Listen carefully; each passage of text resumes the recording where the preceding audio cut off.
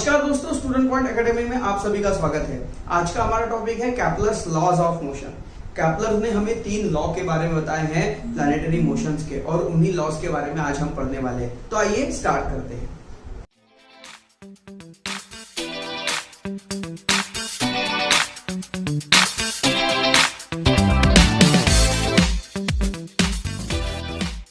तो फ्रेंड्स, अगर आपने हमारे चैनल को अभी तक सब्सक्राइब नहीं किया है तो सब्सक्राइब our चैनल और बेल आइकन दबाना ना भूलें, ताकि हमारे वीडियोस के सारे अपडेट्स और नोटिफिकेशन आपको मिलते रहे।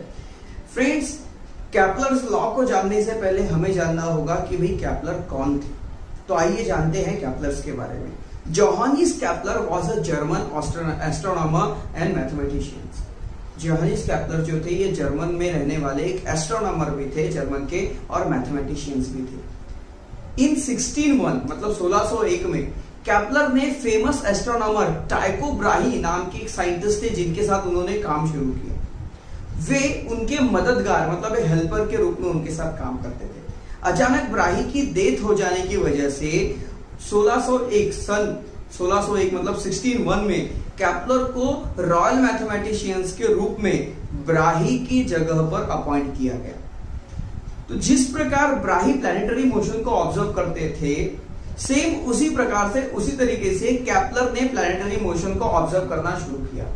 And he found the laws of planetary motion, और फिर उन्हें प्लैनेटरी मोशंस के नियम पता चले और उन्होंने वो लॉज हमें दिए। उन्होंने बहुत सी किताबें भी लिखी। तो आइए जानते हैं उन लॉज के बारे में जो हमें कैप्लर्स ने बताए। फ्रेंड्स, एंशिएंट टाइम से साइंटिस्ट प्लैनेट के मोशंस को ऑब्जर्व कर रहे हैं कि भाई प्लैनेट कैसे मोशन करते हैं, कैसे सन के आसपास रिवॉल्यूशन करते हैं, क्या प्लैनेट्स का मोशन है, कैसे ये रिवॉल्यूशन करता होगा, कैसे रात कैसे दिन, ये सब कैसे होता है। इसके बारे में एंशिएंट टाइम से जो हमारे साइंटिस्ट हैं वो ऑब्जर्व करते थे स्काई को। तो जब इनके पास टेलीस्कोप अवेलेबल नहीं थे, उस समय खुली आंखों से ही ऑब्जर्वेशन चलता था। गैलीलियो के बाद टेलीस्कोप अवेलेबल हो गए और फिर सारे के सारे ऑब्जर्वेशन टेलीस्कोप के थ्रू होने लगे। 16th सेंचुरी तक प्लैनेटरी मोशन का बहुत सा डाटा अवेलेबल हो चुका था, और इस अवेलेबल डाटा की स्टडी जोहानिस कैप्लर ने की। उन्होंने उस डाटा के बारे में पढ़ा, बहुत सारा डाटा जो कलेक्ट था उसकी इंफॉर्मेशन ली, और उन्होंने स्काई को ऑब्जर्व करना शुरू किया। Then he observe that planet follow certain laws during motion. उन्हें बाद में पता चला, जब वो ऑब्जर्व करने लगे, उन्होंने ये देखा कि जब प्लैनेट सन के आसपास रिवॉल्यूशन करते हैं, मोशन करते हैं, तो ये एक नियम से चलते हैं, ये एक लॉ को फॉलो करते हैं। Then he stated 3 laws of planetary motion, और फिर उन्होंने प्लैनेटरी मोशन के 3 लॉ हमें बताए। तो फ्रेंड्स, कैप्लर के 3 लॉ को जानने से पहले हमें यह जानना बहुत जरूरी है कि इलिप्स क्या है। आपको पता है कि जो ऑर्बिट होता है, जो सन के आसपास प्लैनेट्स जिस ऑर्बिट में रिवॉल्यूशन करते हैं, ये ऑर्बिट पूरी तरह से सर्कुलर नहीं होता, ये ऑर्बिट होता है इलिप्टिकल। तो यदि किसी कोन को, मान लीजिए आप आइसक्रीम तो खाते ही है, तो भाई आइसक्रीम का जो शेप होता है, ओके, जो कोन होता है, या फिर जोकर की टोपी ले लीजिए, ये जो कोन है, इस कोन को अगर इंक्लिन प्लेन से अगर काट दिया जाए तिरछा, तो हमें मिलता है इलिप्स।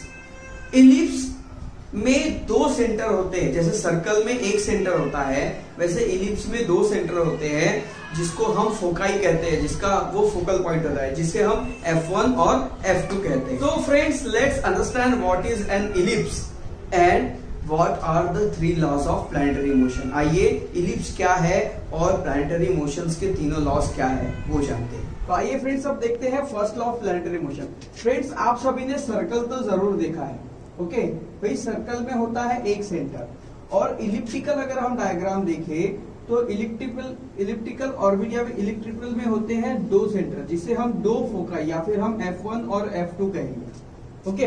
तो यहाँ पर जो दिखे आपने इलिप्टिकल में, इलिप्टिकल डायग्राम जो है इसमें 2 सेंटर है, F1 F2। इसी की एक डायग्राम मैंने यहाँ पर बनी रखी है जो आपको दिख रही है। ये एक सेंटर है और ये एक सेंटर है। हमने दोनों में से किसी एक सेंटर पर भाई हमें सन को रख देना है, तो भाई इसे यहाँ पर रख दिया हमने सन। तो ये रहा हमारा सन, ओके। अब यहां पर देखिए ये एक ऑर्बिट है, ओके। और सारे के सारे प्लैनेट्स सन के आसपास बने हुए ऑर्बिट में, मतलब अपने ऑर्बिट में ही रिवॉल्यूशन करते हैं।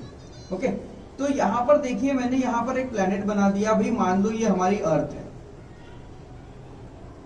ये हमारी अर्थ। ये अर्थ जो है ये सन के आसपास रिवॉल्व करेगी अपने ही ऑर्बिट में। यही है केपलर्स का फर्स्ट लॉ। केपलर के फर्स्ट लॉ में उन्होंने क्या बताया है कि भाई एक इलिप्टिकल ऑर्बिट है और ये इलिप्टिकल के दो सेंटर होते हैं, इसमें से एक सेंटर पर सन रहेगा और दूसरा एक सेंटर होगा। ओके, और ऑर्बिट में प्लैनेट्स रिवॉल्यूशन करते रहेंगे। तो आइए अब देखते हैं second law of planetary motion.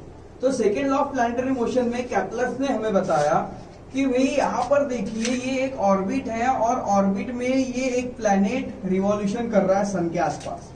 तो यहां से ये जो सेंटर है, ओके, सन के पास का, यहाँ पे जिस सेंटर पे सन है वहां से अगर हम एक लाइन खींचे इस प्लैनेट तक, तो ये प्लैनेट अभी यहां पर इस पोजीशन में, ये प्लैनेट जब यहां से यहां चला जाएगा, ओके, मान लीजिए ये प्लैनेट अब यहां से यहां आ गया, तो ये देखिए ये पार्ट बन गया। ओके, तो ये बन गया पूरा एक एरिया, और इस एरिया को, मतलब इस प्लैनेट को इस पोजीशन से इस पोजीशन तक जाने के लिए लगा टाइम, ओके, t1। अब यहां देखते हैं सेम पोजीशन, अब ये प्लैनेट हम यहां लेके आ जाते हैं। कुछ देर बाद ये प्लैनेट यहां गया और यहां पर आया। यहां पर आने के बाद यहां से देखिए हम एक लाइन बना ले। ओके, अब ये प्लैनेट यहां से लेके यहां तक ट्रैवल करता है। तो ये देखिए भाई ये वाला एरिया बन गया एक। अब इसमें भी यहां पर टाइम इसको सेम लगता है, जिसे हम देंगे टाइम t1। तो देखिए ये एक एरिया है और ये एक एरिया है। यहां पे हम नाम दे दे भाई ये ए बी, इसका नाम दे दे हम सेंटर का सी, और इसे हम दे दे डी, और इसे हम दे दे ई। तो होगा क्या यहां पर देखिए कि जब ये प्लैनेट बी से ए तक जाएगा तो ये एरिया बनाएगा, और यही प्लैनेट जब डी से ई तक आएगा तो ये एरिया बनाएगा। दोनों समय में उसको टाइम इक्वल लगा है। इसका मतलब अगर मैं इसे एरिया ए मानूं और इसे मैं एरिया A2 मानूं, ओके, ये A1 हो गया एरिया A1, ये एरिया A2, तो इसमें क्या होगा भाई A1 is equals to A2। बस यही हमें केपलर्स ने सेकेंड लॉ में बताया है कि planet sweeps equal area in equal interval of time. तो प्लैनेट जो क्या करता है, देखो यहां से प्लैनेट यहां तक गया तो इसने स्वीप किया, एरिया को स्वीप किया। तो ये एरिया अगर t1 टाइम में अगर इसने ये एरिया लिया है और t1 टाइम में इसने ये एरिया लिया है, तो दोनों एरिया इक्वल होगा क्योंकि उसका टाइमिंग इक्वल है। ओके, तो planet sweeps equal area in equal interval of time, ये था second law of planetary motion. तो फ्रेंड्स इस टर्म को आप एक और तरह से डिस्क्राइब कर सकते हैं, जिसे हम कहते हैं एरियल वेलोसिटी। एरियल वेलोसिटी भी क्या होता है एरियल वेलोसिटी? एरियल वेलोसिटी मतलब होता है swept area in time. Okay, तो भाई स्विफ्ट एरिया कितना, भाई एरिया स्विफ्ट हुआ, जैसे हमने यहां पे मान ले ए, ओके, A1, और ये कितना समय लिया इसने t1। तो हम इस तरह से लिख सकते हैं, इसे हम एरियल वेलोसिटी भी कहते हैं। एरियल वेलोसिटी मतलब एरिया स्विफ्ट या स्विफ्ट एरिया, कितना एरिया स्विफ्ट किया कितने टाइम में, तो एरिया अपॉन टाइम। तो फ्रेंड्स आइए अब देखते हैं third law of planetary motion. तो Kepler's third law of planetary motions के लिए यहाँ पर भाई बनाया है हमने, यहाँ पर एक इलिप्स दिख रहा है आपको। इस इलिप्स में है भाई दो सेंटर, ओके, जिसके हम कहते हैं दो फोकाई। अब यहाँ पर देखिए अगर हम इस सेंटर से अगर एक लाइन खींचे तो ये हो जाएगी भाई मेजर एक्सिस, और इसी पर अगर हम परपेंडिकुलर लाइन खींचे तो ये हो जाएगी माइनर एक्सिस। ओके, तो मेजर एक्सिस का जो हाफ पार्ट होता है उसे ए से डिनोट किया जाता है, और माइनर एक्सिस का जो हाफ पार्ट होता है उसे बी से डिनोट किया जाता है। तो जनरली अगर हम मेजर एक्सिस की बात करें तो हो जाएगा ये 2a, और हम अगर माइनर एक्सिस की बात करें तो ये हो जाएगा भाई 2b। तो आपको टाइम पीरियड के बारे में आपको पता होगा, time period of one revolution. Time period of one revolution मतलब कि एक प्लैनेट सन के आसपास पूरा एक चक्कर, पूरा एक रिवॉल्यूशन करने के लिए जो समय लगता है वो, जैसे अर्थ का टाइम पीरियड क्या है भाई 365 डेज, 1 ईयर लगता है अर्थ को सन का एक रिवॉल्यूशन, पूरा एक सर्कल कंप्लीट करने के लिए, एक चक्कर कंप्लीट करने के लिए, उसे हम कहते हैं टाइम पीरियड। तो यहां पर देखिए, यहां पर कैप्लर्स के थर्ड लॉ में क्या दिया हुआ है, क्या बताया है भाई कैप्लर्स के थर्ड लॉ ने हमें बताया है कि टाइम स्क्वायर ये डायरेक्टली प्रोपोर्शनल होगा मेजर एक्सिस का सेमी पार्ट, मतलब सेमी मेजर एक्सिस का क्यूब, मतलब यहां पर आएगा भाई a cube. Okay, time square is equals to a cube, semi major axis का क्यूब। ये है third law of planetary motion. तो भाई कैप्लर्स के हमने फर्स्ट, सेकंड और थर्ड, यहाँ पे तीनों लॉ समझ लिए हैं। आई होप दैट आपको ये तीनों लॉ समझ गए होंगे। You can also derive Kepler's third law of planetary motion on this way. इस डायग्राम में आप देख रहे हैं average distance of planet from the sun is R. R क्या है भाई, सन से लेकर प्लैनेट तक का एवरेज डिस्टेंस। और टी क्या है, ये एक पीरियड ऑफ रिवॉल्यूशन है, टाइम पीरियड ऑफ रिवॉल्यूशन। तो अगर हम इस डायग्राम के हिसाब से ले, जैसा कि आपके बुक में दिया हुआ है, तो ये आ जाएगा T square is directly proportional to R cube. इसी को हम ऐसा लिख सकते हैं T square upon R cube. If the area of ESF is equal to area of ASB, then what will you infer about it? अगर ESF का area और ASB का एरिया ये दोनों इक्वल है, तो आप EF के बारे में क्या सोचेंगे? आपका टाइम शुरू होता है अब।